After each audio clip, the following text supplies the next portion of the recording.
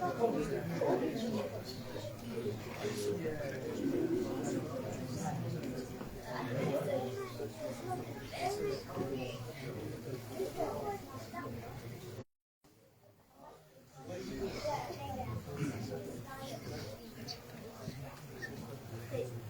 لله رب العالمين له الحمد الحسن والثناء الجميل وأشهد أن لا إله إلا الله وحده لا شريك له وأشهد أن محمدا عبد الله ورسوله صلى الله عليه وعلى آله وصحبه وسلم تسليما كثيرا أما بعد. So first of all, it's a pleasure to be back in Masjid al-Tawheed after a long time of not giving talks here. And it's a blessing that Allah Azza wa Jal gathered us together here in this house from the houses of Allah to remember the ayat of Allah and to remember the ahadith of His Messenger sallallahu alayhi wa sallam in one of the most important matters in this religion. In fact, if a person was to say that this is the most important of matters in this religion, they would not be far away from the truth. Today our topic is to talk about Shirk billah, making a partner with Allah. And a person might ask, Muhammad Tim, yourselves and the brothers here have chosen a very negative topic. You've chosen to speak about something which is very, very evil. Why don't we sit and talk about something good? Why don't we sit and talk about something positive? Why does it have to be negative? There is a hadith of the Messenger of Allah sallallahu alayhi wa sallam as it relates to the noble companion Hudayfa radiyallahu anhu. That Hudayfa, he said, كان الناس يسألون رسول الله صلى الله عليه وسلم عن الخير وكنت أسأله عن الشر مخافة أن يدركني. He said the people used to ask the Messenger of Allah صلى الله عليه وسلم about good. How do we get to Jannah? What will make Allah pleased with us? Which of the deeds is the best deed that a person can do? But me, Hudayfa said, I used to ask him about bad things. Why? مَخَافَةَ أَن يُدْرِكَنِي. Because I was scared that those things might happen to me. And so here, we're not learning evil for evil's sake, but we're learning evil to keep away from it. And only when a person knows the opposite of something, opposites make things clear, right? Like the famous statement, فَبِضِدِّهِ تَتَبَيَّنُ الْأَشْيَاءُ. When you have opposites, things become clear to you. When you have opposites, things become clear. So if you want to know what it means to worship Allah alone and with no partner, so you have to also know what it means to make a partner with Allah.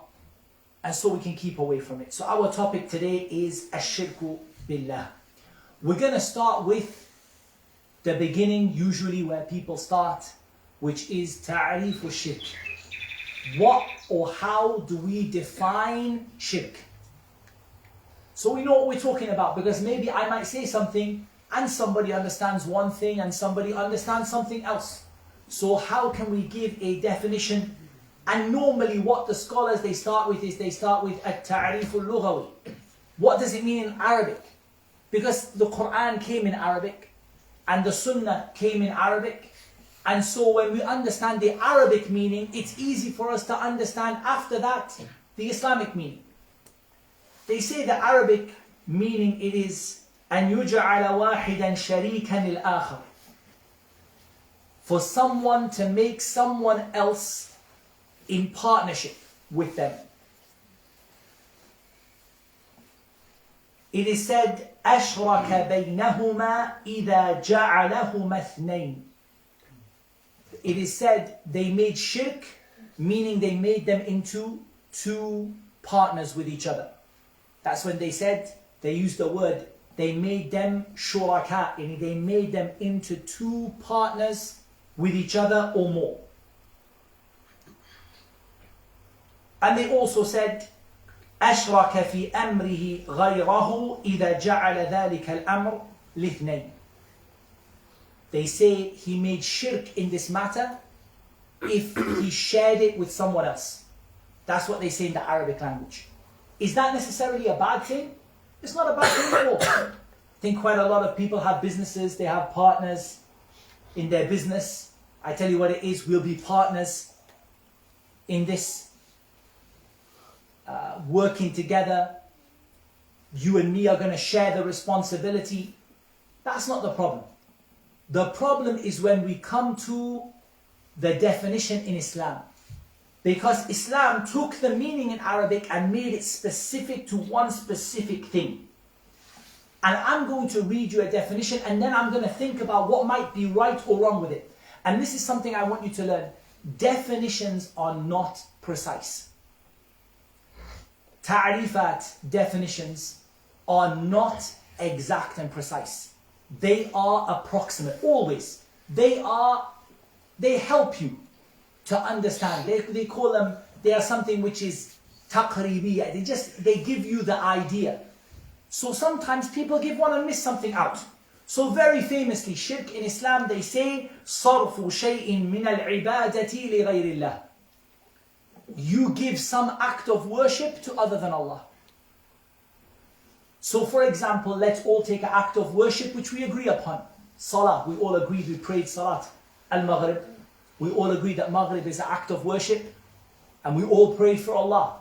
قُلْ إِنَّ صَلَاتِي وَنُسُكِي وَمَحْيَايَ وَمَمَاتِي لِلَّهِ رَبِّ الْعَالَمِينَ لَا شَرِيكَ لَهُ وَبِذَلِكَ أُمِرْتُ وَأَنَا أَوَّلُ الْمُسْلِمِينَ. At the end of Surah Al-An'am, Allah said, say, O Muhammad sallallahu alayhi wa sallam, that my prayer and my sacrifice and my life and my death are for Allah, the Lord of the worlds, with no partner. Nobody else has a partner in that.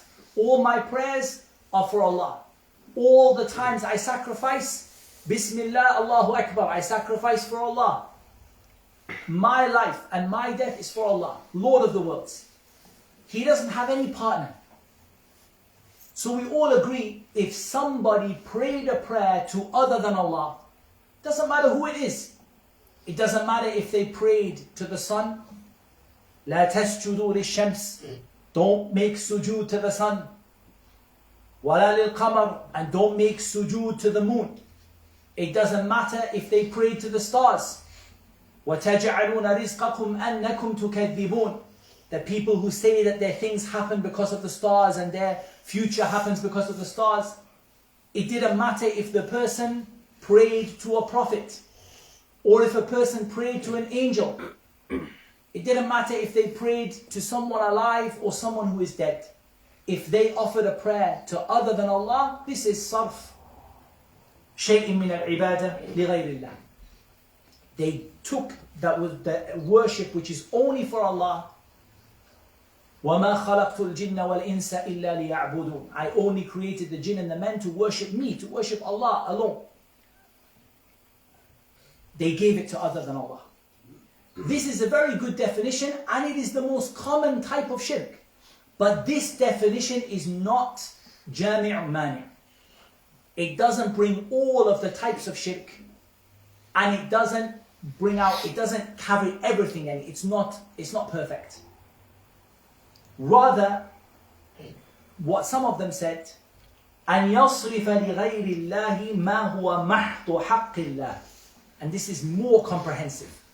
This is أجمع. صرف or أن يصرف لغير الله ما هو محض حق الله.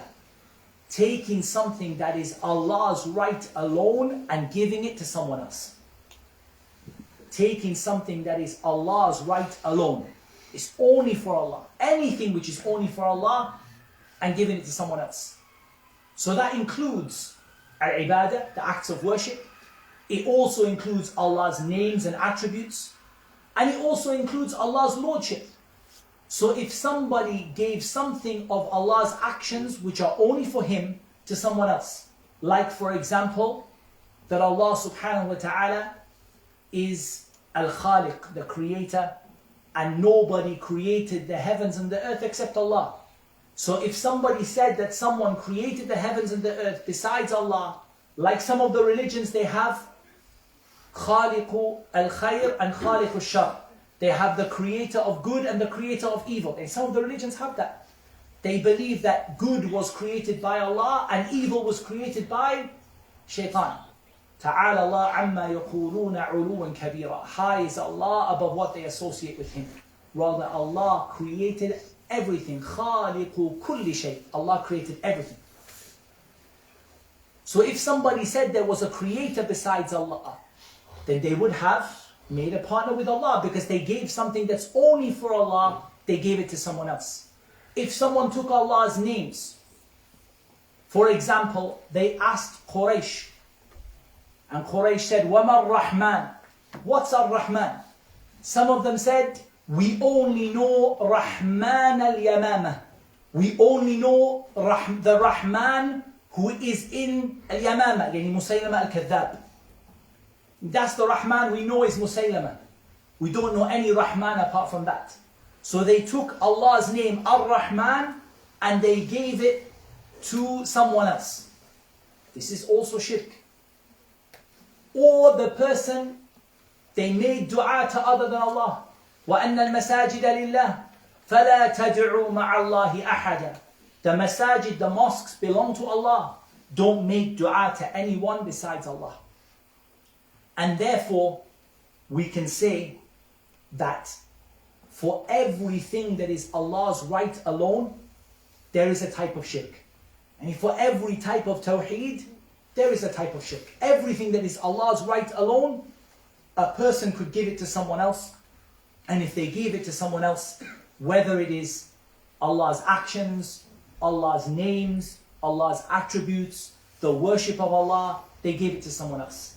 But then the question comes, why do so many people talk about ibadah more than anything else? Because this is the most common type of shirk.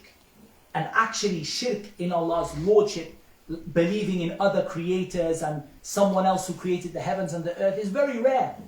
Very rare.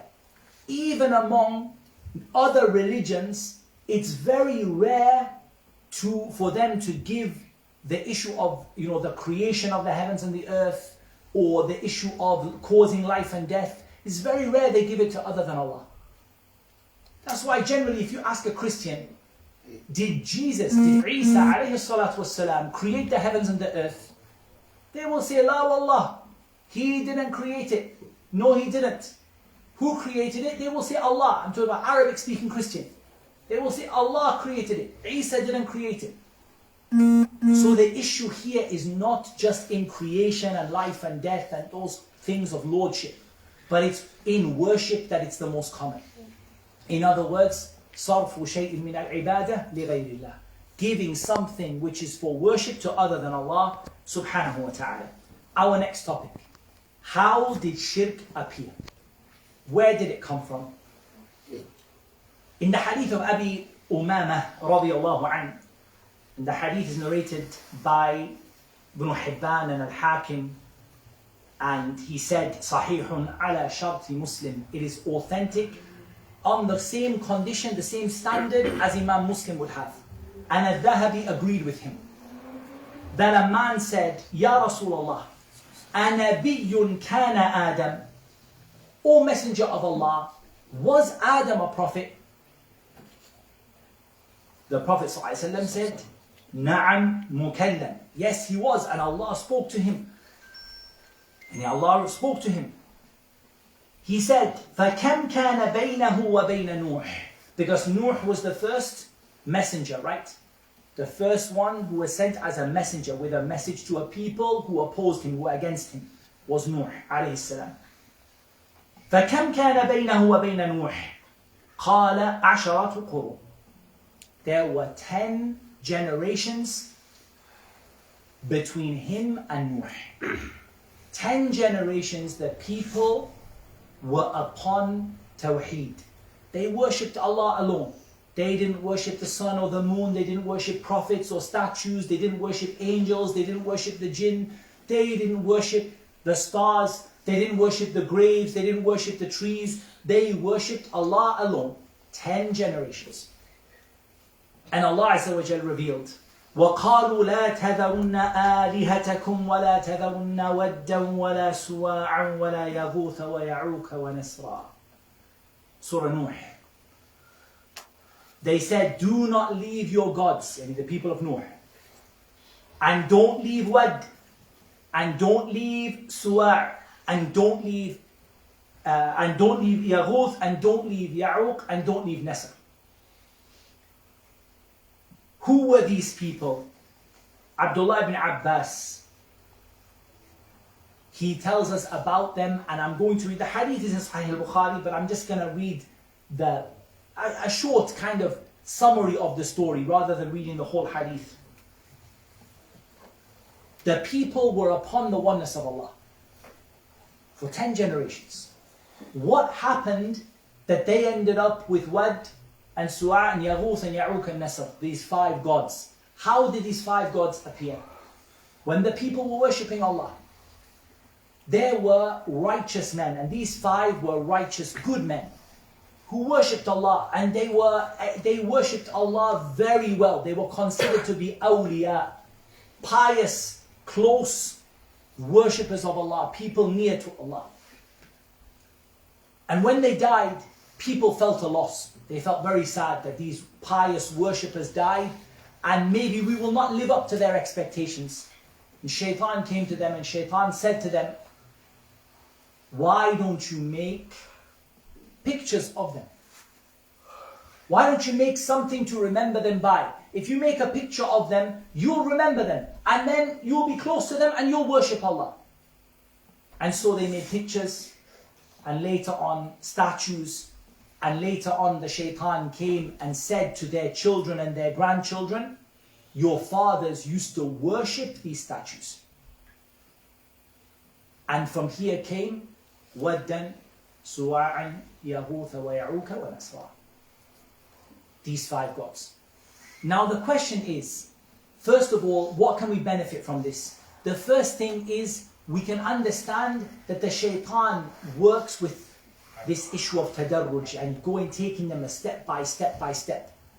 He didn't say to them, worship statues. They would have said, of course, we're never going to worship statues. We worship Allah. He said, remember these people.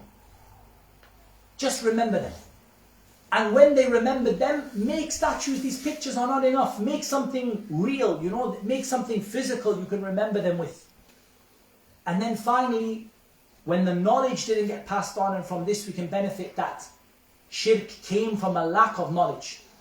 The Shaitan said, we found your fathers worshipping these statues. We can benefit that the Shaitan aims for the long term. He doesn't go for the short term. He doesn't want to misguide you today or tomorrow, but he wants to misguide your grandchildren and your great-grandchildren. He's willing to be patient all that time to misguide all of those people. And so they ended up being worshipped instead of Allah Azza wa Jal. The other thing that I want you to focus here is this worship that they did. It doesn't mean that they believed these idols were creators, or they believed these idols were sending down the rizq from the sky. They didn't believe these idols controlled life and death. All they did is to believe that these idols would bring them nearer to Allah. ما نعبدهم إلا ليقربونا إلى الله زلفى. ليقربونا إلى الله زلفى. We worship these idols to make us near to Allah. Because many times people will come and say, Wallahi, we are not worshipping besides Allah. We just want to get near to Allah through the awliya. We want to get near to Allah through the salihin. We want to get near to Allah through the people who have passed away before us.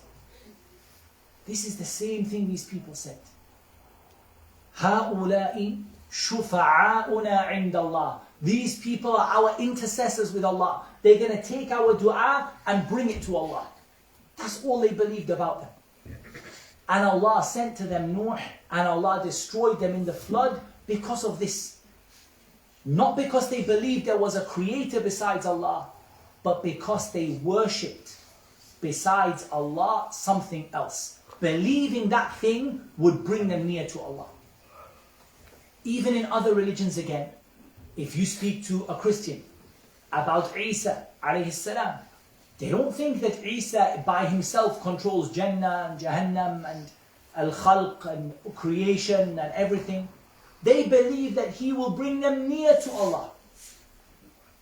If you speak even to people who worship, like Hindus who worship many statues and gods, they will say, I believe in one God, but all these statues, they bring me near to Allah. They bring me near to the one God that I believe in. I believe in one God, these statues bring me near to the one God. إِنَّ اللَّهَ لَا يَهْدِي مَنْ هُوَ كَاذِبٌ كَفَّارٌ. Allah doesn't guide the one who is a liar and a disbeliever.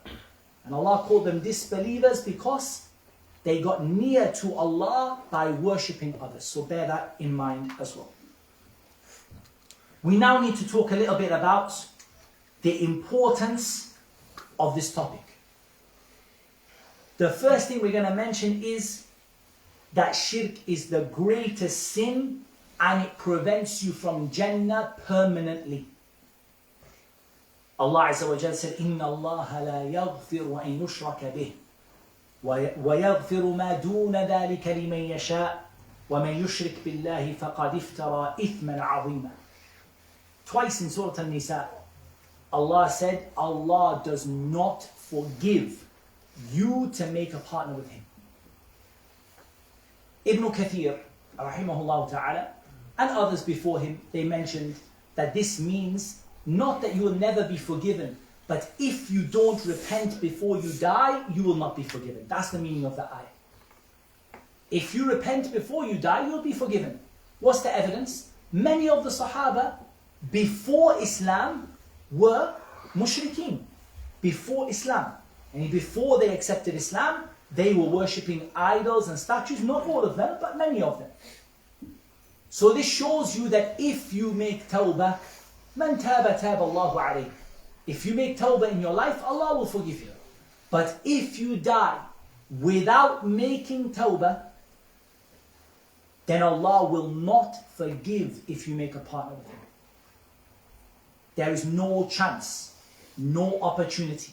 Allah will not forgive it at all. وَيَغْفِرُ مَا دُونَ ذَلِكَ لِمَن يَشَاءُ. Here is an important side benefit. And that important side benefit is that any other sin which is less than that can be forgiven. So if you murdered someone and you die without making tawbah, you could be forgiven. For sure you deserve punishment, but you could be forgiven. If you lied and you died without making tawbah, you could be forgiven. A person committed zina and they died without tawbah, they could be forgiven. A person died drinking alcohol without tawbah, they could be forgiven. But a person who dies making a partner with Allah, they will never be forgiven if they hadn't repented from it before they died. Rather, Allah said about the Prophet Muhammad sallallahu alaihi wasallam that if he had made a partner with Allah, all of his deeds would have been destroyed. وَلَقَدْ أُوحِيَ إِلَيْكَ وَإِلَى الَّذِينَ مِنْ قَبْلِكَ لَإِنْ أَشْرَكْتَ لَيَحْبَطَنَّ عَمَلُكَ وَلَتَكُونَنَّ مِنَ الْخَاسِرِينَ. We certainly revealed to you and the prophets before you that if you made a partner with Allah, we would have wiped out all of your deeds. Everything good you did. Our Prophet Muhammad sallallahu alaihi wasallam, how much good did he do? You cannot count it. If you had made a partner with Allah, we would have wiped out everything you had done. And you would lose everything in the hereafter. Then what did Allah say? بَلِ اللَّهَ فَاعْبُدْ وَكُمْ مِنَ الشَّاكِرِينَ. Rather you should worship Allah, which is the opposite of shirk, right? Worship Allah alone and be from those who are grateful. إِنَّهُ مَن يُشْرِكْ بِاللَّهِ فَقَدْ حَرَّمَ اللَّهُ عَلَيْهِ الْجَنَّةِ وَمَأْوَاهُ النَّارِ وَمَا لِلظَّالِمِينَ مِنْ أَنصَارٍ. Whoever makes a partner with Allah, Allah made Jannah haram for them. Haram. Haram for them. They are going to go and stay in the hellfire. And the oppressors don't have any helper. More than this, we should be scared of it. We should be scared of making a partner with Allah. Why should we be scared of making a partner with Allah? Allah Azza wa Jal said about Ibrahim, وَإِذْ قَالَ إِبْرَاهِيمُ رَبِّ جَعَلْ هَذَا الْبَلَدَ آمِنًا وَاجْنُبْنِي وَبَنِيَّ أَن نَعْبُدَ الْأَصْنَامَ. When Ibrahim said, "Oh Allah, make this city of Makkah safe and keep me and my children away from worshipping idols." Some of the early generation said, "Man ya'man al-bala ba'da Ibrahim." Who is it that can feel safe from a trial after Ibrahim? If Ibrahim was scared of falling into shirk, who after him is not scared? وَاجْنُبْنِي وَبَنِيَّ أَن نَعْبُدَ الْأَصْنَامِ. Keep me and my children away from worshipping idols. The Prophet ﷺ said in some of the hadith, أَخْوَفُ مَا أَخَافُ عَلَيْكُمْ. The thing I'm most scared for you is الشرك الخفي. Hidden shirk, that you make shirk that is hidden from you. It's not clear to you or it's not obvious to you. أَخْوَفُ مَا أَخَافُ عَلَيْكُمْ. I'm the most scared about it. More than anything else, I'm scared about this. So if the Prophet ﷺ was scared and Ibrahim was scared, then we also should be scared and careful not to fall into this. Now I want to talk briefly about taqsimat ash-shirk. How do we divide shirk up into, how do we talk about it? There are various ways to divide it up. We could divide it up bi'tibari hukmihi, depending on the ruling from it. In this case, we're going to divide it into ash-shirkul akbar wa shirkul asghar. Major shirk and lesser shirk. I don't like the word minor. I don't like this word minor because it gives the idea that it's just something yasir, hayyin, small, it's easy. It's not small, it's big, it's huge. But there is shirkun akbar wa asghar. There is major shirk and there is something which is less than that. What is the difference? Major shirk, we spoke about. أن يصرف لغير الله ما هو محض حق الله من ربوبيته وألوهيته وأسمائه وصفاته. That you give something that is Allah's right alone to other than Allah from His Lordship or His worship or His names and attributes. What is the hukam? Ash-shirkul akbar. It takes a person outside of Islam. مخرج من الإسلام. It takes the person out of the religion of Islam. فيحكم على فاعله بالخروج من الإسلام والارتداد عنه فيكون كافرا مرتدا. The person who does it is judged to have left Islam and they are considered to be a disbeliever and an apostate. Serious, right? He left Islam. Now here be careful that there is a difference between doing an act of shirk and actually being a mushrik and a kafir. And the difference is knowledge and free will and missing or a lack of a shubuhat. Any person has to have ilm about what they are doing, and they also have to have freedom. Yani they were not mukrah, they were not being forced, and adam ashubuhat or adam shubha. They're not confused about it. But the ruling is that the person who does this deliberately and knowingly, without confusion, that person is kafirun murtad, a disbeliever and an apostate. As for shirk al-asghar, the ruling is the person doesn't leave Islam. The lesser shirk, the person doesn't leave Islam, but we consider them that they have done kabiratan min al-kabair. They did a major sin and they are in a very dangerous situation. So much so that Abdullah bin Mas'ud said, he said, لأن أحلف بغير الله لأن أحلف بالله كاذبا أحب إلي من أن أحلف بغيره صادقا. He said, I would rather swear by Allah and lie than swear by other than Allah and tell the truth. I would rather swear by Allah and lying is a kabira, right? A major sin. It would be better for me to swear by Allah, wallahi, and lie, than to swear by someone else and tell the truth. Like to say, I swear by my dad, or I swear on my mother's life, or I swear by the stars, or I swear by the sun, or I swear by Isa, or I swear by this and that.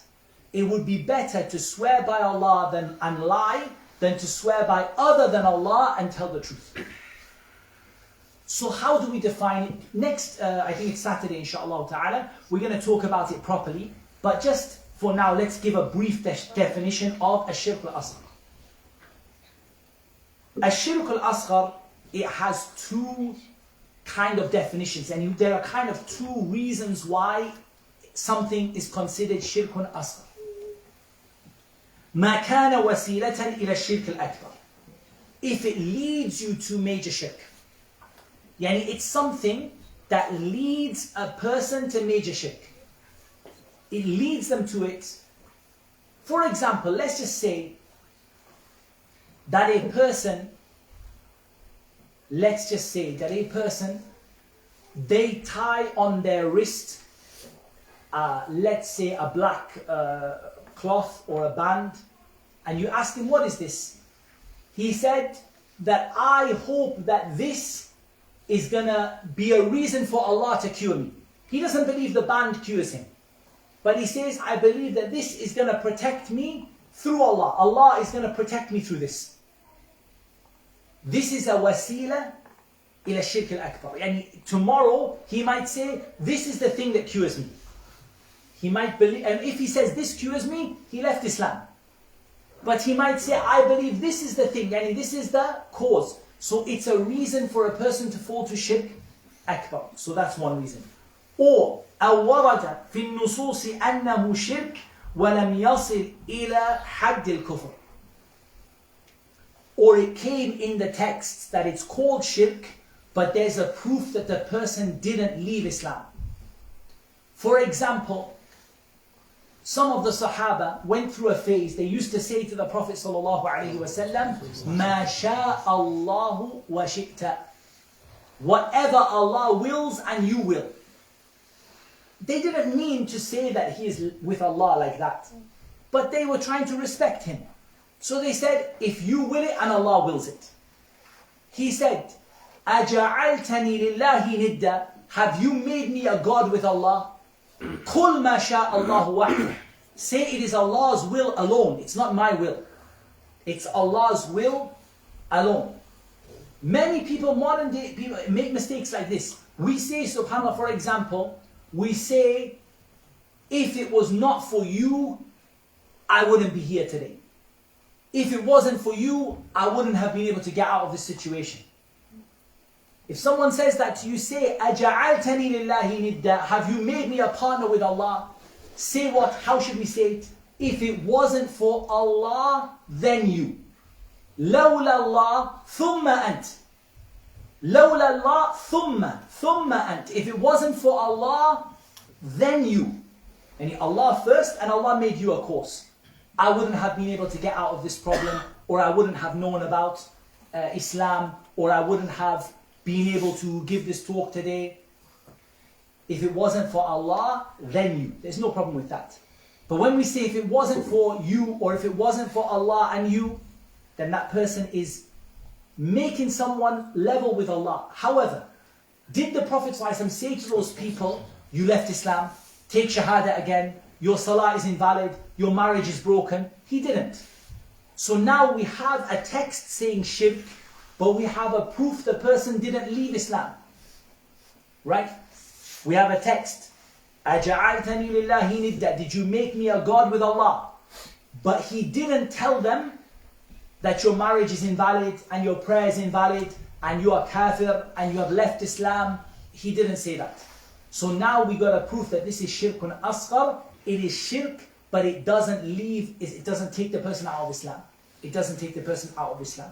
So anything which came in Sharia with the word shirk, but doesn't take someone out of Islam, we call it shirkun asghar.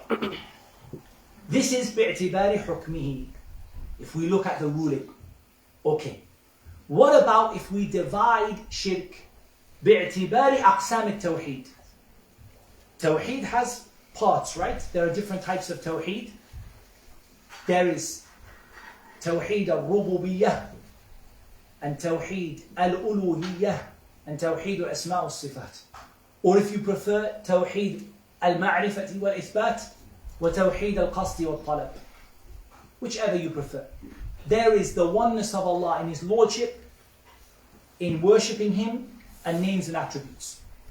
And there is the oneness of Allah in knowing Him, and the oneness of Allah in worshipping Him. For example, for every type of tawheed, there is a type of shirk. So you can have shirkun fi rububiyyatillah, and you can have shirkun fi uluhiyyatillah. You can have shirkun fi asma'illahi wa sifatihi. You can have shirk in Allah's lordship, where someone took the things that are only for Allah, the aspects of lordship, and gave it to someone else. You can have shirk in worship, and this is the most common. You can have shirk in Allah's names and attributes. Everything there is a type of tawheed, there is a type of shirk. Or we could say there is a tawheed from which you are required to know Allah. And they call it tawheed al-ma'rifati wal-ithbat. Knowing Allah and affirming who Allah is. This is the tawheed which is mentioned in the last ayah in Surah Al-Talaq. Allahu alladhi khalaqa sab'a samawati wa min al-ardi mithlahun tanazzalu al-amru baynahunna lita'lamu anna Allaha ala kulli shay'in qadir wa anna Allaha qad ahata bi kulli shay'in ilma. This is this ayah about knowing that Allah created and knowing that Allah is able to do everything. This is what we call tawheed al-ma'rifati wal-ithbat. Knowing Allah and affirming who Allah is. Then there is tawheed al-qasdi wal-talab. The tawheed of worshipping Allah and your niyyah, your intention. وَأَنَّ الْمَسَاجِدَ لِلَّهِ فَلَا تَدْعُوا مَعَ اللَّهِ أَحَدًا وَمَا خَلَقْتُ الْجِنَّ وَالْإِنسَ إِلَّا لِيَعْبُدُونَ. This is the tawheed which is mentioned here. So for every one of those there is a shirk. Allah created the heavens and the earth. There could be some people who say someone else created the heavens and the earth. Allah is the only one that deserves to be worshipped. There are some people who worship others besides Allah subhanahu wa ta'ala. So for every type of tawheed, there is a type of shirk. Here we need to talk about something important. The majority of shirk happens where? In which of the aqsam of tawheed does the majority of shirk occur? In tawheed al-uluhiyya, or as some of them call it, tawheed al-ibadah, in the worship of Allah. And this is the khusuma between the prophets and their people. This is the reason the prophets clashed with their people. The prophets ﷺ didn't clash with their people generally in the aspects of al-rububiyyah. They didn't. There were some things, because you cannot, if you're going to make a partner with Allah in one thing, it's going to bleed into the others. But generally speaking, the khusuma, the fight and the argument and the debate and the clash between the prophets and the people they were sent to was related to ibadah, worshipping Allah. وَلَئِن سَأَلْتَهُمْ مَنْ خَلَقَ السَّمَاوَاتِ وَالْأَرْضِ. If you ask them, who created the heavens and the earth? لَيَقُولُنَّ اللَّهِ. They will say Allah created them. So the argument was not about who created. The argument was about, when we make dua, does it have to be to Allah alone, or are we allowed to make dua to others to get to Allah? That was the argument between the prophets and their people. Even the people of Nuh, the people of Ibrahim. And that's why when Ibrahim broke the idols, and he said, what? He said, بَلْ فَعَلُهُ كَبِيرُهُمْ هَذَا. This big one did it. The big idol, he came. They didn't believe him. Do you know these people? Do you know that these gods don't speak? لَا يَنْطِقُونَ. You know that these gods can't speak. So they had no belief that these gods were lords and creators and sustainers. They believed that they were a means, a wasila, to reach Allah. That's it. So this is important. It's also important to note that the shirk of people today is more in rububiyyah than it was in the past. What do I mean by that? In the time of the Prophet ﷺ and Quraysh, it was extremely rare to see people making shirk with Allah in rububiyyah, meaning creator, provider, who sends down the rain? Allah. Who created us? Allah. Who gives life? Allah. Who causes death? Allah. Nobody said Allah and Al-Uzza and Manat and Dhul Khalisah. None of them said this. They didn't believe it. They believed that Allah was the Lord and the idols were the way to get to Allah. Today, it is common to see people making partners with Allah in rububiyyah. For example, you will have people who will believe, for example, that some of the Sahaba, such as Ali radiallahu anhu, or Al-Hasan or Al-Husayn radiallahu anhum, that they have the powers of Allah in terms of creation and life and death and control of the universe. If you said this to Abu Lahab, he would have slapped you across the face. He wouldn't have taken it from you. He wouldn't have taken it from you. Quraysh never believed this. But you have people who believe that there are 40 pious men. These pious men, the whole heavens and the earth, they carry them. And if one of them dies, the earth will collapse. You have today shirk in rububiyyah. Whereas before people said, look, Allah created the earth and the idol, that's how I get to Allah. Now you have people saying that the Prophet ﷺ is hadir wa nadir. He is present in every place and he can see everything. And they gave the attribute of Allah, as-Sami' al-Basir, to the Prophet ﷺ. They said, no, Allah is as-Sami' al-Basir, the Prophet is as-Sami' al-Basir. He can hear everything and see everything. Wallahi, this is something Abu Lahab would never have taken it. Abdul Muttalib would never have taken it. Quraysh, Abu Jahl would have rejected it. But it has come into the belief of the people today. So this is important to note as well. We can also divide shirk according to whether it is apparent or hidden. بِاعْتِبَارِ ظُهُورِهِ. And that is because there is shirkun zahir and shirkun khafi. Shirkun zahir, shirk which you can see clearly with your eyes. I went to a country, I'm not going to mention which country, and I went into a building and I found the people prostrating to a grave, holding onto it and making sajda and worshipping the person in it. You didn't need to ask them what's in your heart, or they would tell you openly, this is my God. For example, I remember I went to a country and I found people worshipping a cow. I saw with my own eyes, they put the food in front of the cow, they bowed, they said, my Lord, give me this and this and this, and the cow just made a noise and ignored them. This is shirkun zahir. Shirkun zahir. It's so clear for everybody to see. You don't need to examine it, you don't need to see what's in the heart. But there is another type of shirk, shirkun khafi. The shirk which is very hard to see, it's hidden. And from this, for example, is the shirk of the munafiqeen, for example. The munafiq who comes, prays, says La ilaha illallah, Muhammadur Rasulullah, but in their heart they hold something else. From this shirk is, for example, as an example, the shirk of those who rely upon other than Allah. Al-mutawakkilun ala ghayrillah. Those who their reliance is upon other than Allah. Can you see it? You can't see it, right? If you go to them, can you see? You see like, okay, this person, they rely upon Allah. This person relies upon the stars. You cannot see it. Khafi. From this is al-riya, showing off. And this is shirkun asghar. Some people make a small mistake here. they think that every shirkun khafi is shirkun asghar. Yani they think that every shirk which is hidden is minor. It's not the case. Shirkun khafi, it could be akbar or asghar. It could be major shirk or minor shirk. For example, the shirk of the munafiqeen is shirkun akbar, right? They disbelieve in Allah in their heart and they show belief on their tongue. But it's khafi. The shirk of the ones who trust in other than Allah is shirkun akbar. But the shirk of showing off, yani this is shirkun khafi and it's shirkun asghar, yani it doesn't take a person out of Islam. The person is praying, but you don't know that they're making their prayer longer because they're looking at somebody's watching me or somebody's going to listen to me. And we talk about that on Saturday. The Prophet ﷺ said, "Ash-shirku fiikum akhfa min dabib an-nam."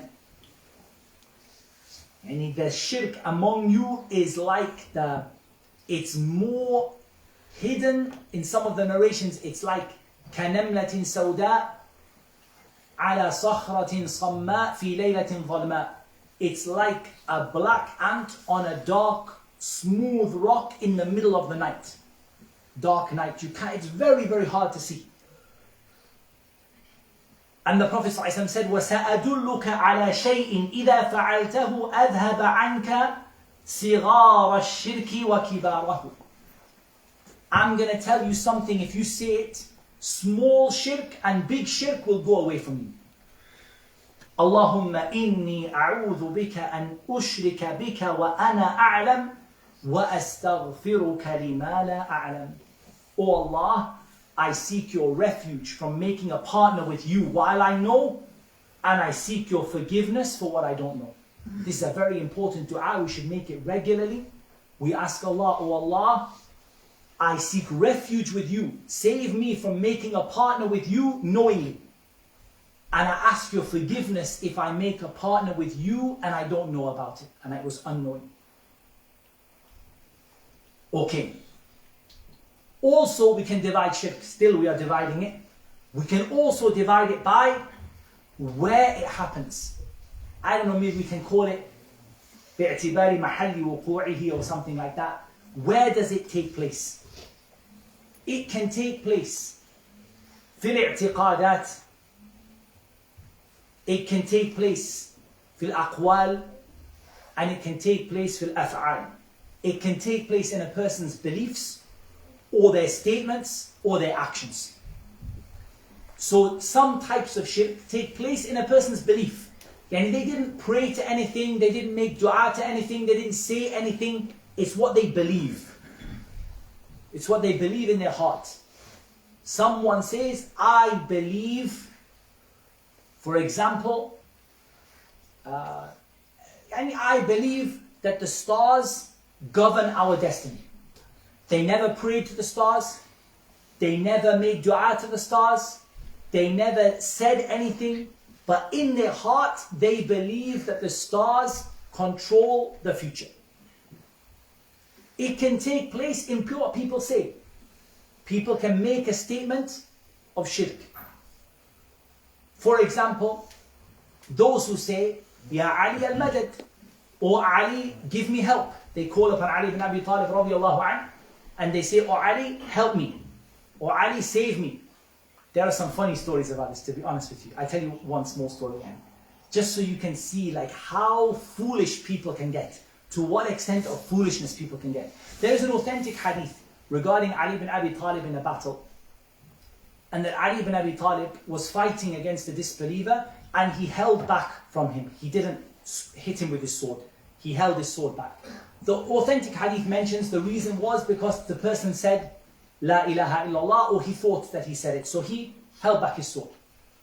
Some people narrate without any chain of narration, without any sanad, without any book of hadith, that what really happened is that on the other side of the world there was a big fish and a small fish. And the big fish opened its mouth to eat the small fish, and the small fish cried, Ya Ali al-Madad, or Ali, save me. So Ali stopped his battle, threw his sword, it flew across the whole side of the world, into the ocean, killed the big fish, the small fish got saved, then the sword flew out of the ocean, came all the way back to Ali, back into his hand, and he resumed the battle. And you feel like nobody believes this. And you want to even go to those people and say, do you really believe this? You even think they're going to say, La wallah, I don't even believe it, well, to be honest with you. But this is, as we said, somebody could say it with their tongue. Somebody could do it with their actions, like prostrating to an idol or raising their hands in dua. So shirk can occur in all of these things independently or together. They could come together or it could come separately. An example also of shirk in belief, in i'tiqad, is the statement of Allah Azza wa Jalla, وَمِنَ النَّاسِ مَن يَتَّخِذُ مِن دُونِ اللَّهِ أَنْدَادًا يُحِبُّونَهُمْ كَحُبِّ اللَّهِ وَالَّذِينَ آمَنُوا أَشَدُّ حُبًّا لِلَّهِ. Among people are those who have taken rivals with Allah. They love them like they should love Allah. But those who believe love Allah more. Where is it? It's in the heart, right? Their heart loves something more than Allah. And this could be an i'tiqad, or it could be an action of the heart as well. It could be min a'mal al-qulub, the actions of the heart, that the heart loves something more than Allah. It's hard to see, right? It's hard to judge it. But in the heart loves something more than Allah. يُحِبُّونَهُمْ كَحُبِّ اللَّهِ. They love them like they should love Allah, or like the believers love Allah. وَالَّذِينَ آمَنُوا أَشَدُّ حُبًّا لِلَّهِ. And we mentioned examples of the others. Jameen. In that case, before we just go to Q&A, we've given many examples, but we wanted to really maybe just take 5 minutes, inshallah, before we take some questions, to talk about the most common and the most frequent acts of shirk that take place in ancient times and modern times. You'll notice that this is not my opinion or something like that, but this is actually mentioned in the Quran. For example, the statement of Allah Azza wa Jal, إِيَّاكَ نَعْبُدُ وَإِيَّاكَ نَسْتَعِينُ. Some of the scholars of tafsir, they said, one of the reasons why Allah mentioned seeking help from Him alone is because it is very common that people make a partner with Allah by seeking help from other than Allah in what did we say? مَحْضُ حَقِّ اللَّهِ. That's important. That's important now. Because here we're going to make an important distinction. You say, Muhammad, come on, are you serious? Am I not allowed to ask someone for help? And if I say, can you give me a bottle of water, or can you please bring me my car keys? Am I making shirk? No, you're not making shirk. Because this is not mahdu haqqillah. It's not Allah's right alone you're asking for. You're asking for something this person can do. Can you pour me a bottle from this bottle of water? Someone can do it, no problem. But when you ask help in something that is only for Allah, like Jannah, saving you from the fire, أَمَّا يُجِيبُ الْمُضْطَرَّ إِذَا دَعَاهُ وَيَكْشِفُ السُّوءَ, the person who answers the desperate one in the time of need, or removes the harm from a person when they're in desperate need. These things are only for Allah. So asking them only for Allah, and this is something where people fall into error. Or asking someone who is not present or not living. And for example, asking the dead and those people in the graves, this is also very, very common. That's why it's mentioned in Surah Al-Kahf, right? قَالُوا بُنُوا عَلَيْهِمْ بُنْيَانًا رَبُّهُمْ أَعْلَمُ بِهِمْ. They said, build a building over these people, their Lord knows about them better. قَالَ الَّذِينَ غَلَبُوا عَلَى أَمْرِهِمْ لَنَتَّخِذَنَّ عَلَيْهِمْ مَسْجِدًا. The people who won the argument said, we're going to take their graves as a masjid, as a place of worship. Why is it mentioned? Because of how common it is. Because of how common it is. The Prophet ﷺ, he said, لَا تَتَّخِذُوا قَبَرِي عِيدًا. Don't take my grave as a place you come on a set time, or a set place where you gather. And you go past and give salam, but don't take my grave as a place where you go regularly. And he prohibited building over the graves. just before he died, the Sahaba said one of the last things that he said, لَعَنَ اللَّهُ الْيَهُودَ وَالنَّصَارَى. May Allah curse the Jews and the Christians. اتَّخَذُوا قُبُورَ أَنْبِيَائِهِمْ مَسَاجِدِ. They took the graves of their prophets as a masjid. The Sahaba said, he said this at the end of his life. There was nothing came afterwards to say it's allowed or it's changed. At the very end of his life, just moments before he died, he said, لَعَنَ اللَّهُ الْيَهُودَ وَالنَّصَارَى اتَّخَذُوا قُبُورَ أَنْبِيَائِهِمْ مَسَاجِدِ. May Allah's curse be upon the Jews and the Christians. They took their graves of the prophets, their prophets' graves, as a place of worship. So this is very, very, very common. From the very common examples of shirk is making dua to other than Allah to get near to Him. مَا نَعْبُدُهُمْ إِلَّا لِيُقَرِّبُونَ إِلَى اللَّهِ زُلْفَى. We worship them to bring us near to Allah. This is also very common. Many Muslims fell into this or fall into this accidentally, not deliberately. And they fall into it because they want to get near to Allah. And they see that the righteous people have a status in the sight of Allah, right? We believe this. أَلَا إِنَّ أَوْلِيَاءَ اللَّهِ لَا خَوْفٌ عَلَيْهِمْ وَلَا هُمْ يَحْزَنُونَ الَّذِينَ آمَنُوا وَكَانُوا يَتَّقُونَ. The people who are the awliya of Allah, the beloved of Allah, no fear upon them, nor will they grieve. Those who believe and used to have taqwa of Allah. The Prophet ﷺ said that Allah said, مَنْ عَادَ لِي وَلِيًّا فَقَدْ آذَنْتُهُ بِالْحَرْبِ. Whoever shows enmity to a wali of mine, I'm going to wage war against him. Until the end of the hadith where Allah said about the wali, Allah said about him, وَلَئِن سَأَلَنِي, if he asks me, لَأُعْطِيَنَّ, I'm going to give it to him. وَلَئِن اسْتَعَاذَنِي لَأُعِيذَنَّ, and if he asks my refuge, I'm going to give it. This is true. So the people said, look, these are so special people. Shouldn't we use them to get near to Allah? Shouldn't we get near to Allah with them? So now the question is, how are you going to get near to Allah? Because in the Quran, there are two types of getting near to Allah. There is a type that is mashru'un, mustahab, it's recommended and it's permitted. And there is a type which is mamnu'un, and it is a kind of shirk. So there are different types. For example, if someone says, I want to accompany the righteous people to learn from them, and by learning to practice, get near to Allah through my good deeds, we say no problem. But if someone says, I make dua to the righteous people for them to take my dua to Allah, we say that's what Allah said about those people. مَا نَعْبُدُهُمْ إِلَّا لِيُقَرِّبُونَ إِلَى اللَّهِ زُلْفَى. The reason that we do this is to bring us near to Allah in position. And Allah called them disbelievers. So, this idea of making dua. The prophets and the angels, both of them are mentioned in the Quran. Both of them are mentioned in the Quran.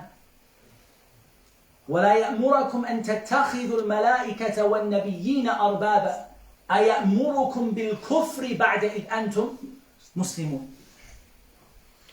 Nor would anyone command you to take the prophets and angels as gods besides Allah. Would they command you to disbelieve after you were Muslim? That means people worship prophets and angels. Not only that, but people, any examples that are given in the Quran of dua to other than Allah, Allah said, وَأَنَّ الْمَسَاجِدَ لِلَّهِ فَلَا تَدْعُوا مَعَ اللَّهِ أَحَدًا. Not only that, but from the common examples is the example of the matters of the heart, أعمال القلوب. Because the heart has actions like the tongue has actions.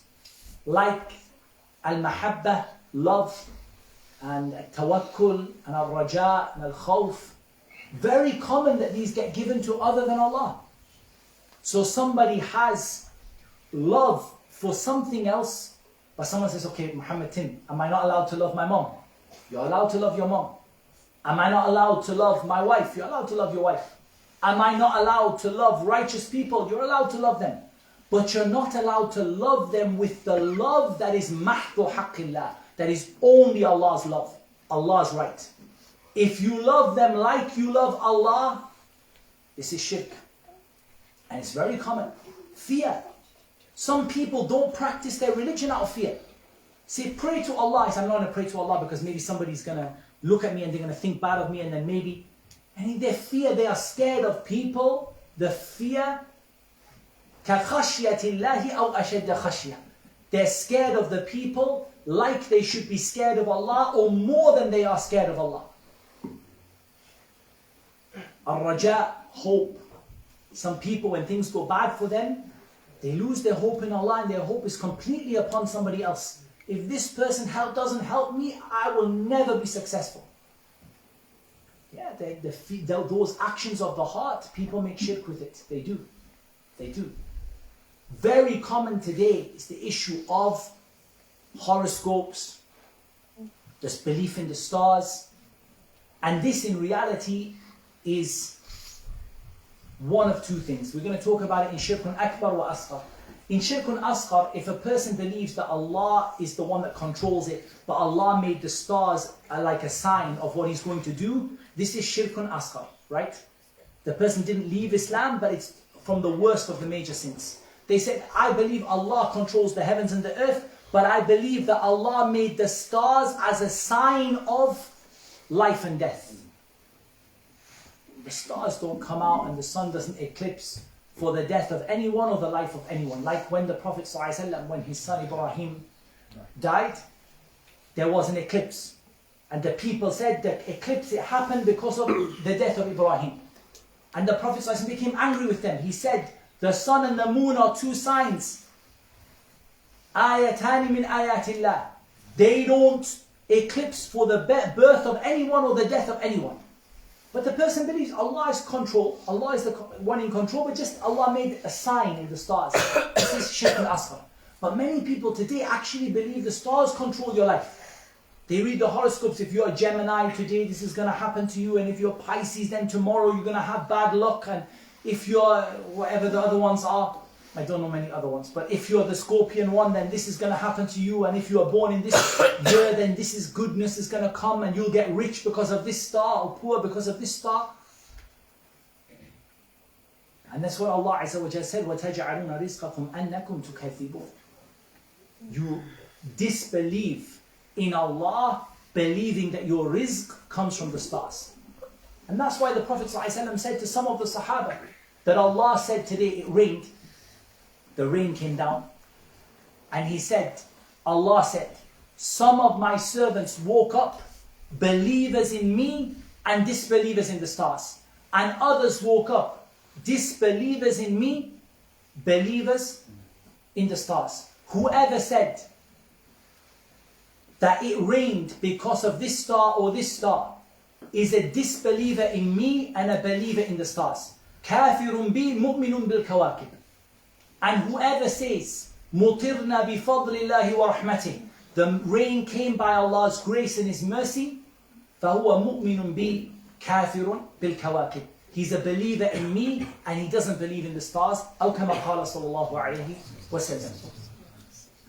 So this again, horoscopes and this belief in the stars, from the types of shirk that are very common, and this, probably we will give this as an example, and this is only ala sabil mithal, examples only, is the issue of the tama'im and the ta'aweed and the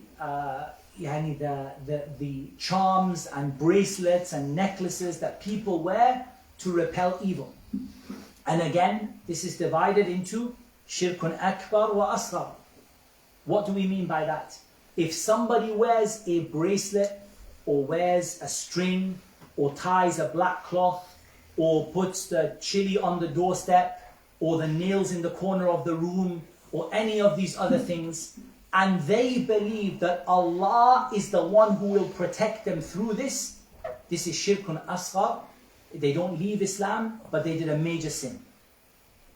If they believe that these nails protect them without Allah or besides Allah or along with Allah, or they believe that chili on the doorstep protects them besides Allah, or they believe that this band around their neck protects them instead of Allah, then this person left the religion of Islam. So the matter is very, very, very serious indeed. Someone might say, what about the ta'weed which is from the Quran? And it's just from the Quran.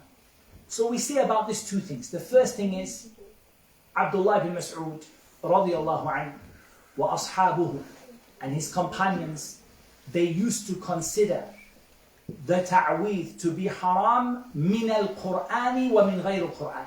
Whether it was from the Quran or not from the Quran. Sahabiyun jalilun faqih, from the fuqaha of the Sahaba. And he used to say the ta'weed from the Quran is haram. That's the first thing. The second thing is, it is a wasila to shirk. Why? Because the person doesn't know what's inside of it. He says, I know it's Quran, it's Ayatul Kursi. Opens it up. How many? I've opened up thousands. I don't know how many. And when I open, I would say maybe less than 10 of them in all of the history of me opening them was Quran. All of the others were the names of shaitan and the names of Iblis and all different things. Wallah, my Imam gave it to me. What do you mean your Imam gave it to you? How your Imam? Either the Imam doesn't know what he's doing, he's just writing numbers and he says, I don't know, somebody taught me. إِنَّا وَجَدْنَا آبَاءَنَا كَذَلِكَ يَفْعَلُونَ. We found our fathers writing these numbers, so we write our numbers like this. Or the person is a magician and he didn't know. And he's writing names of shaitan. It says it's Ayatul Kursi, but it's code, you can't understand it, right? It's Ayatul Kursi, but it's written in my special language of the awliya. Here, take it. Yeah? The person who opens it up, it says, Ya Iblis, Iblis, Iblis, Iblis. Many times. And I've done it on camera before these videos. Opening it up for someone. Okay, I say, give it to me. If it's Quran, I give you back. Open it up. Ya Shaitan, Ya Iblis, Iblis, Iblis, Iblis, Iblis, Fir'aun, Ya Fir'aun, Ya Fir'aun. What is this person putting on their neck? Ya Fir'aun. And we said that it takes you away from Jannah to say, Ya Ali al-Malak, what do I Ya Fir'aun? And what is there after that? Fir'aun, Haman, Qarun, all of these names written on it. They said, yeah, but our Imam said, this is how you write it. This is how you write Ayatul Kursi. Wallah, masakeen, the poor people, they don't understand what they're doing.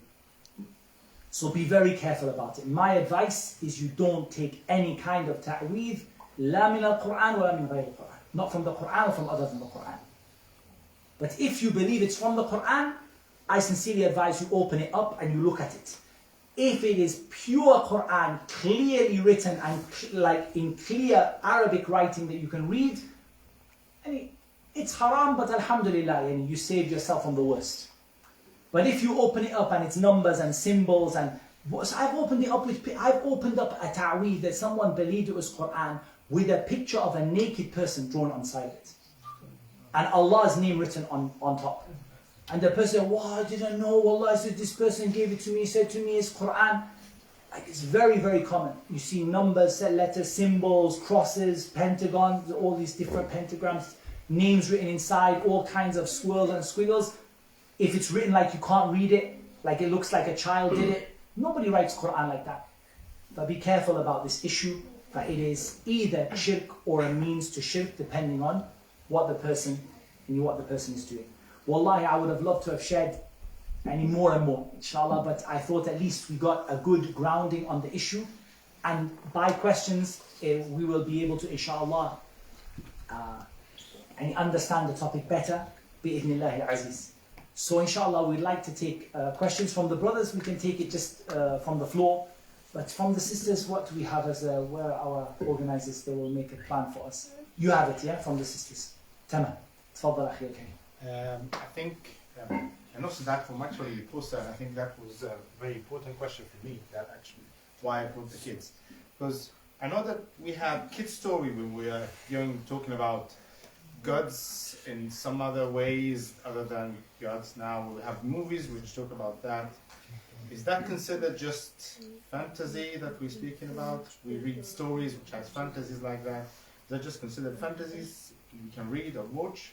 Or that is a literature?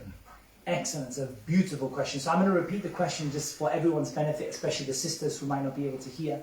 So the question regarding books, movies and other things which contain depictions of gods besides Allah.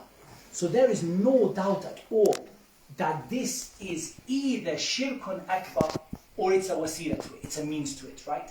Because yes, this can be fantasy, but at the end of the day, for a person to be reading or watching or enjoying to see other than Allah worshipped, this is a very serious thing, and it's a means